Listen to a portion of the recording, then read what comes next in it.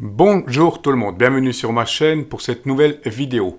Aujourd'hui, je vais vous présenter une nouvelle fonctionnalité disponible sur le site qrz.com. Donc qrz.com, je pense que je n'ai pas besoin de présenter le site, il est très connu par les radioamateurs. Et je vais donc vous présenter une nouvelle fonctionnalité, le gestionnaire de QSO en temps réel. Donc qu'est-ce que c'est que cette application? Qu'est-ce que c'est que ce gestionnaire de QSO en temps réel?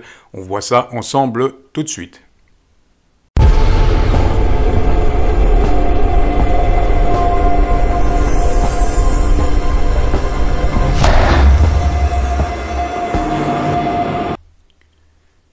Pour accéder à cette nouvelle fonctionnalité, donc le gestionnaire de QSO en temps réel sur qrz.com, vous allez tout simplement cliquer ici. Donc bien évidemment, pour utiliser cette fonctionnalité, il faudra être membre du site. Donc présentation de RTQM, le gestionnaire de QSO en temps réel. Donc qrz.com a le plaisir d'annoncer la phase bêta, donc pour le moment on est en version bêta, bien que ça fonctionne très très bien. Donc, le gestionnaire de QSO en temps réel ou RTQM. Qu'est-ce que c'est exactement? Donc, imaginez un réseau de repérage basé sur les entrées utilisateurs en temps réel. C'est donc tout simplement une carte qui va permettre aux utilisateurs de voir en direct qui est disponible et sur quelle bande. Donc, c'est un petit peu une fonctionnalité clusters, mais avec quelques avantages en plus. Pour accéder à la carte, vous allez cliquer sur ce lien. On va se retrouver sur cette carte. Donc, si vous n'êtes pas inscrit, je me répète, il va falloir vous inscrire sur la carte. Donc, première étape, vous le voyez, je suis ici sur la carte, donc mon indicatif qui indique que je suis actuellement, par exemple, sur 14200 en SSB. Donc, pour créer cette session, vous allez cliquer ici. Je vais déjà fermer cette session-là. Fin de session, confirme, OK. Vous allez créer une nouvelle session pour vous signaler en ligne. Donc, vous allez là, vous rentrez votre indicatif, votre locator, la bande, donc je vais me mettre en 20 mètres, en SSB par exemple. Donc, on va sélectionner SSB. Vous voyez, il y a absolument tous les modes de trafic. C'est vraiment très, très bien pensé. SSB ici, fréquence 14200, envoyé. OK. Voilà, donc mon icône apparaît ici, je suis sur 14200 en jaune. Donc comme vous le voyez, chaque icône correspond à une couleur en fonction de la bande. Vous le voyez ici, vous avez toutes les explications ici également.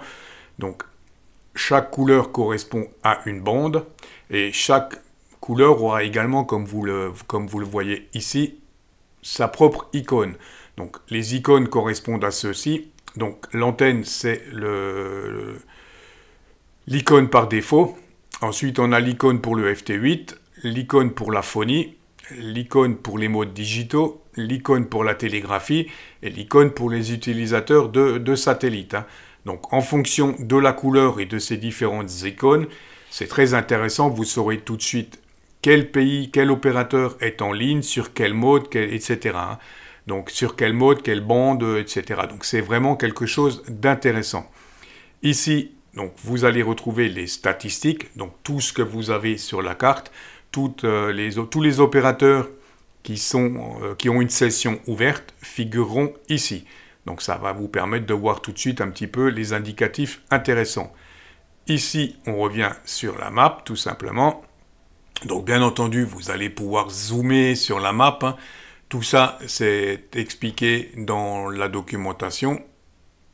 Vous allez pouvoir zoomer sur la map, comme vous le voyez. Ici, vous avez une option filtre. Donc vous allez pouvoir sélectionner votre bande et le mode qui vous intéresse. Vous validez.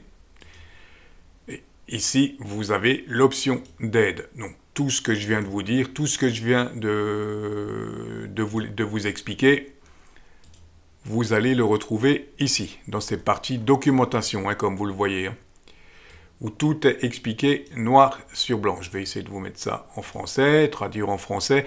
Donc vous allez retrouver tout ce que je vous ai présenté, la carte, naviguer sur la carte, avec les fonctions zoom par exemple, les marqueurs de carte, donc c'est ce que je vous ai dit, les couleurs, les différentes icônes, etc.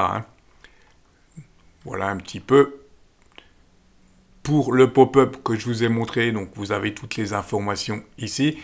Donc ce qui est intéressant également, je ne suis plus sur ma carte, je vais y revenir, voilà. Donc chaque opérateur, comme vous l'aurez compris, est donc repéré par une petite icône. Vous cliquez dessus, vous avez les informations, ça on l'a vu. Donc en l'occurrence, ici c'est mon indicatif. Mais s'il y a une autre station qui apparaît, vous aurez ici un lien log-qrz.com. Donc vous cliquez là-dessus si vous avez fait le QSO avec cette station et votre QSO sera automatiquement enregistré dans le log-qrz.com si vous l'utilisez. Ça aussi, c'est une fonction très intéressante. Vous avez également à votre disposition un forum qui se trouve ici. Et ici, vous allez pouvoir suivre tout simplement l'évolution de cette nouvelle fonctionnalité.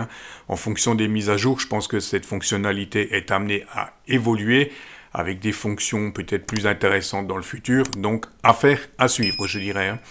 Et vous avez également la possibilité, si vous avez un site internet, vous avez un petit code ici que vous copiez-collez. Il vous suffit à la place de ici XXX1XX de rentrer votre indicatif d'appel et vous aurez donc ceci sur votre site internet pour signaler si quelqu'un visite votre site internet, ah bah tiens, il est actif, il est sur l'air. Voilà pour la présentation de ce petit gestionnaire de QSO en temps réel que je trouve assez intéressant. N'hésitez pas en commentaire à me dire ce que vous en pensez. Sur ce, je vous dis bien sûr 73 et à très vite pour une nouvelle vidéo.